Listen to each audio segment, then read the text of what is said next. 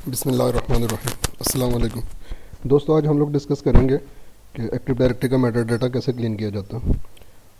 बाज़ केसेस के अंदर हम लोगों को एक्टिव डायरेक्टरी की टोपोलॉजी के अंदर से जो हमारे लिंगरिंग ऑब्जेक्ट्स हैं उनको रिमूव करना पड़ता है कि किसी भी वजह से अगर कुछ गार्बेज वैल्यूज़ हमारे पास पड़ी हैं। फॉर एग्ज़ाम्पल आपको मैं इसकी एग्जांपल देता हूँ कि इस वक्त मैं अपनी पहले आपको रेप्लिकेशन टोपोलॉजी वो दिखा देता हूँ। मैं आपको replication rape admin slash REPL summary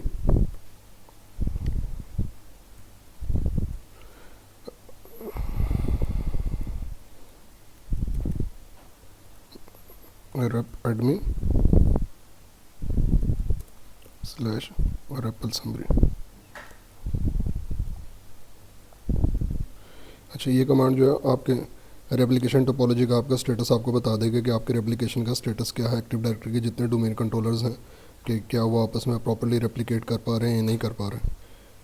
तो इससे आपको अंदाज़ा हो जाएगा कि मैं क्या करना चाह रहा हूँ और इसकी हम लोगों को क्यों ज़रूरत पड़ती है। अगर आपके इन्वायरमेंट में कोई भी डोमेन कंट्रोलर जो अवेलेबल ना हो और उसकी वजह से आपकी रेप्लिकेशन टोपोलॉजी जो अनहेल्दी हो जाती है, लाइक अभी ये देखें हम लोगों को यहाँ पे एक आरपीसी का एरर दे रहा है और ये बता रहा है कि एरर 58 जिसके अंदर के E2A-ADC-P1-AD13 कि ये इस वक्त अवेलेबल नहीं है। तो अभी ये सपोज़ डोमेन कंट्रोलर क्रैश कर गया या किसी भी वजह से ये अब हमारी टोपोलॉजी का पार्ट नहीं है, लेकिन कॉन्टीन्यूसली ये एरर दिए जा रहा है।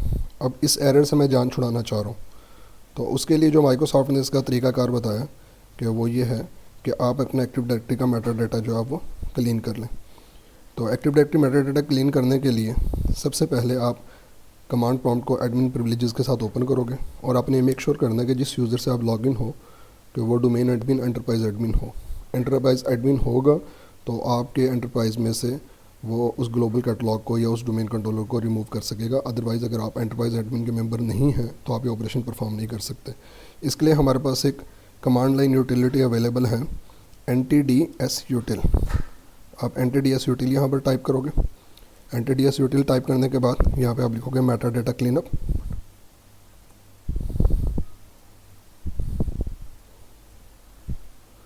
मेटा डाटा क्लीनअप देन उसके बाद आप लिखोगे कनेक्शंस। कनेक्शंस के बाद आप यहाँ पर लिखोगे कनेक्ट टू सर्वर। आप उस सर्वर से कनेक्ट हो गए। बेहतर है कि जो आपका फेस्मो रोल होल्डर हो और जो आपका मतलब हेल्दी ग्लोबल कैटलॉग सर्वर हो। तो लाइक हमारे इन्वायरमेंट में E20-ADC-P1-AD01 E20-ADC-P1-AD01 आप इसका फुली क्वालिफाइड डोमेन नेम लिखोगे यहाँ पे और जिस यूज़र से आप लॉगिन हो गए उसी के क्रेडेंशियल्स को यूज़ करते हुए ये आपके कनेक्ट हो जाएगा। आप जब एक बार कनेक्ट हो गए, कनेक्शन एस्टेब्लिश हो गया, तो आप क्यू करके बाहर आ जाओगे। देन उसके बाद यहाँ पे आप टाइप करोगे सिलेक्ट ऑपरेशन टारगेट।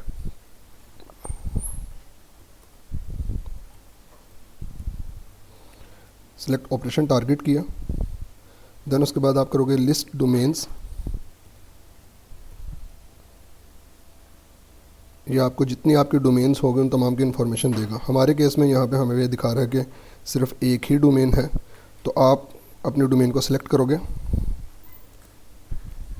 अच्छा, जो यहाँ पे ये नंबर दिखा रहा होगा आपने उस नंबर के अकॉर्डिंग इसको सिलेक्ट करना है। लाइक नंबरिंग जो हमेशा 0 से शुरू करता है। अगर मेरे पास 2 डोमेन है तो 0 और 1 दिखा रहा होगा।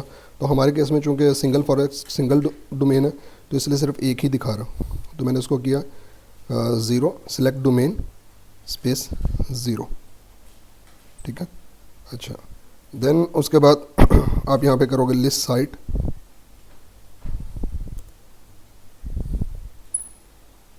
लिस्ट साइट्स स्पेलिंग्स का आपने ख्याल रखना। इस वक्त ये मुझे दिखा रहा है कि मेरे पास जो साइट्स हैं साइट्स की डिटेल। अच्छा, अब ये आपको ये पता होना चाहिए कि जिस डोमेन कंट्रोलर को आप अपने एक्टिव डायरेक्टरी की टोपोलॉजी में से रिमूव करने जा रहे हो वो कौन सी साइट का हिस्सा था। मतलब बीइंग ए सिस्टम एडमिन या बीइंग ए सिस्टम इंजीनियर या बीइंग ए सोल्यूशन आर्किटेक्ट, आपके पास डेफिनेटली अपने इन्वायरमेंट की आपके पास लेआउट भी होगी, डिज़ाइन डायग्राम भी होगी, आपके पास इन्वेंट्री की डिटेल भी होगी। तो हमारे केस में जो हमारी ये बम्बई साइट के अंदर एक डोमेन कंट्रोलर है, इसको मैं रिमूव करना चाह रहा हूँ। तो उसके लिए यहाँ पे मैं लिखूँगा, पहले मैंने साइट को सिलेक्ट करूँगा, सिलेक्ट साइट, जिस साइट से मैंने कनेक्ट होना। तो बम्बई साइट का सीक्वेंस नंबर ये 4 है, वैसे तो 5वें नंबर पे है, लेकिन मैंने जैसे आपको बताया कि नंबरिंग हमेशा 0 से स्टार्ट करता। तो आप यहाँ पे क्या करोगे, सिलेक्ट साइट 0। देन उसके बाद यहाँ पे आप करोगे लिस्ट सर्वर्स इन साइट।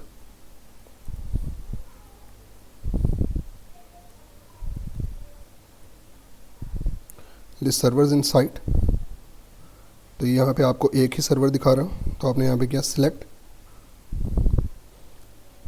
सर्वर 0। ये काम इंतहाई ध्यान से, एहतियात से आपने करना है कि आपकी ज़रा सी गफलत, ज़रा सी लापरवाही की वजह से आप कोई गड़बड़ ना कर दो।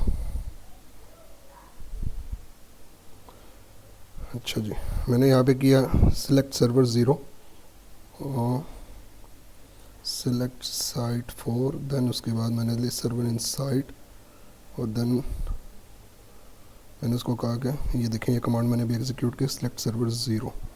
सिलेक्ट सर्वर 0 किया तो इसने मुझे डीएनएस होस्ट नेम, इसका पूरा एफटीडीएन दिखा दिया। ये एग्जैक्टली वही डोमेन कंट्रोलर है जिसको मैं रिमूव करना चाह रहा हूँ।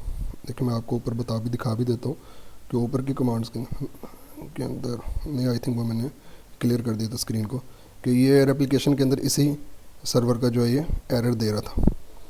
अच्छा, जब आप इस जगह तक पहुँच जाएंगे, सर्वर को आपने सेलेक्ट किया, सिलेक्ट सर्वर 0, देन एक बार आप क्यू प्रेस करेंगे। क्यू प्रेस करके आप बाहर आ गए और यहाँ पे आप टाइप करेंगे remove server, remove selected server, sorry, remove selected server. और अगेन ये आपने इंतहाई एहतियात के साथ और आपने होशो हवास के अंदर जो है ये काम आपने करना है कि ज़रा सी गफलत, ज़रा सी बेहतियाती की वजह से आपका जो है बड़ा नुकसान हो सकता है। तो वो सर्वर हम लोग सिर्फ रिमूव करेंगे जो इसकी वजह से हमारी रेप्लिकेशन टोपोलॉजी जो है वो अनहेल्दी है।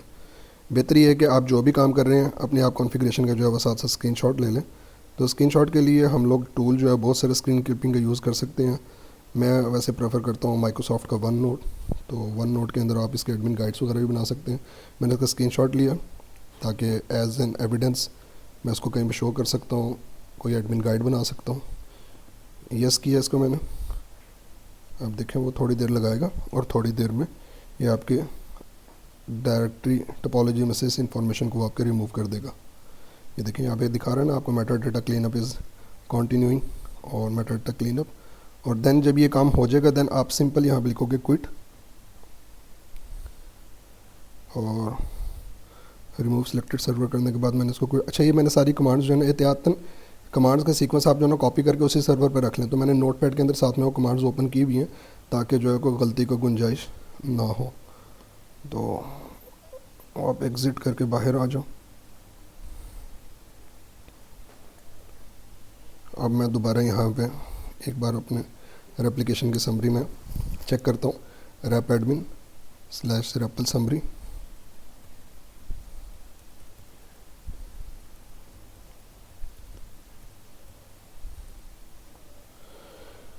ये देखें दोस्तों, ये हम लोगों की रेप्लिकेशन टोपोलॉजी जो है वो बिल्कुल हेल्दी हो गई है। रेप्लिकेशन स्टेटस जो है बिल्कुल हम लोगों को ओके दिखा रहा है। तो ये छोटा सा काम आज हम लोगों ने किया। हम लोगों ने सीखा कि एक्टिव डायरेक्टरी का मेटा डेटा जो है वो कैसे क्लीन करते हैं। मेटा डेटा क्लीन करने का कॉन्सेप्ट क्या है कि जो आपके गार्बेज वैल्यू हैं, वो डोमेन कंट्रोलर्स जो आपके क्रैश कर गए हैं, आपके नेटवर्क का पार्ट नहीं है, उनकी इन्फॉर्मेशन जो आप डायरेक्टरी टोपोलॉजी से रिमूव करना चाह रहे हो। अच्छा, जब मैंने इसको रिमूव किया, अब आप ये एक मेक श्योर कर लो कि ये ऑब्जेक्ट जो है आपके active directory user and computer से आपका रिमूव हो गया। आप डायरेक्टरी यूज़र एंड कंप्यूटर के अंदर आप आओगे और यहाँ से आप डोमेन कंट्रोलर्स के अंदर देखोगे तो ये वहाँ पे इसकी इन्फॉर्मेशन, ये जो डोमेन कंट्रोलर था AD13 उसकी मौजूद नहीं होगी। हाँ, इसके अलावा एक काम और एडिशनल करना वो मैं आपको बताता हूँ कि वो आपने क्या करना है इसके बाद में। देखें अभी आप डोमेन कंट्रोलर्स के अंदर आएँ और ये देखें यहाँ पे अब आपके AD13 नहीं है, मतलब वो बम्बई साइड में। अब आपने साइट की इन्फॉर्मेशन अगर डिलीट करनी है तो आप active directory sites and service के अंदर जाओगे, एडमिनिस्ट्रेटिव टूल के अंदर आ जाएं। एडमिनिस्ट्रेटिव टूल के अंदर आके आप एक्टिव डायरेक्टरी साइट्स को ओपन करें, या बल्कि सामने ही बल्कि नज़र आ रहा था। Active directory site and services के अंदर आए। Active directory site and services के अंदर आके आपकी जो ये साइट, अगर आप इसको कंटिन्यू करना चाह रहे हैं तो आप इसको रख लें साइट की इन्फॉर्मेशन। अच्छा, इस डोमेन कंट्रोलर की इन्फॉर्मेशन अभी वहाँ पर साइट में आ रही होगी। देखिए AWS मुंबई साइट, और यहाँ पे इसकी डोमेन कंट्रोल की इन्फॉर्मेशन आ रही है। तो अब ये आप यहाँ से इसको इजीली रिमूव कर सकते हो। पहले आप इसको जब रिमूव कर रहे थे तो ये एरर दे रहा था, तो अब हम लोग रिमूव करेंगे तो अभी एरर नहीं देगा। ये साइट इन्फॉर्मेशन मैं ऐसे ही छोड़ देता हूँ। इस साइट को हम लोग बाद में यूज़ कर सकते हैं। यहाँ पे ये है कि जो ऑलरेडी आपने सबनेट वगैरह डिफ़ाइन किया हुआ है, तो बारकेफ जो इशू था हम लोगों का मेन, वो हम लोगों का फिक्स हो गया, वो हम लोगों का सॉर्ट आउट हो गया। लाइक ये दिखा रहा है कि साथ ये सबनेट जो है ना वो अटैच है, और देन उसके बाद जो कोई भी इसकी लोकेशन और ऑब्जेक्ट वगैरह ये कब क्रिएट हुआ है उसकी डिटेल दिखा रहा है। एनीवे, तो आज का जो हम लोगों का ऑब्जेक्टिव था कि एक्टिव डायरेक्टरी के मेटा डेटा को क्लीन करना है, रेप्लिकेशन टोपोलॉजी को हम लोगों ने अपने हेल्दी करना है। एक डोमेन कंट्रोलर हमारा काफ़ी अर्से से बंद था, एक्चुअली वो क्रैश कर गया या किसी भी वजह से अवेलेबल नहीं था, और वो कॉन्टीन्यूसली 2 हफ्ते से वो एरर दे रहा था। तो उस डोमेन कंट्रोलर को तो हम लोग दोबारा से ऑनलाइन नहीं लेके आ सकते थे, तो मैंने उसकी इन्फॉर्मेशन अपनी एक्टिव डायरेक्टरी टोपोलॉजी से एटीडीएस डिटेल के ज़रिए से मेटा डाटा मैंने उसका क्लीन कर दिया, और उसके जो भी कोई लिंगरिंग ऑब्जेक्ट थे, गार्बेज था, वो सारा रिमूव हो गया।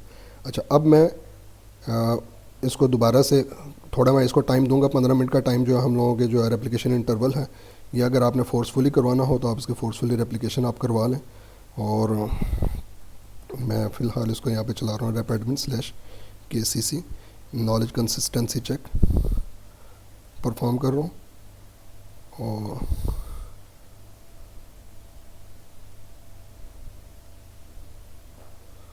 देन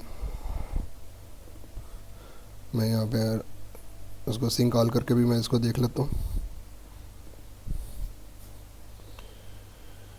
आप फोर्स रेप्लिकेशन चला दें, और फिर दोबारा से अगर आप इस नाम से अगर डोमेन कंट्रोलर बनाना चाहें तो आप बना सकते हैं। ये देखें आपका कंसिस्टेंसी चेक जो आपका सक्सेसफुली परफॉर्म हो गया। अगेन मैं यहाँ पे कमांड दूंगा rep_admin/sync all।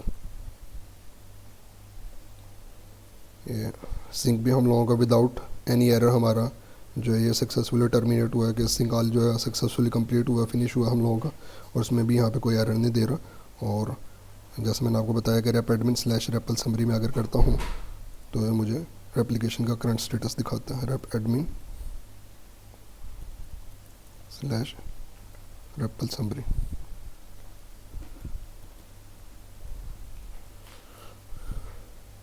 ये रेप्लिकेशन आपकी अब इस वक्त कोई एरर नहीं है, और ये बिल्कुल हेल्दी है। तो जी, ये आज की वीडियो थी हम लोगों की। इंशाल्लाह नेक्स्ट वीडियो में आप लोगों से मिलते हैं एक और इंटरेस्टिंग टॉपिक के साथ। उस वक्त तक के लिए अल्लाह हाफ़िज़, अस्सलाम वालेकुम।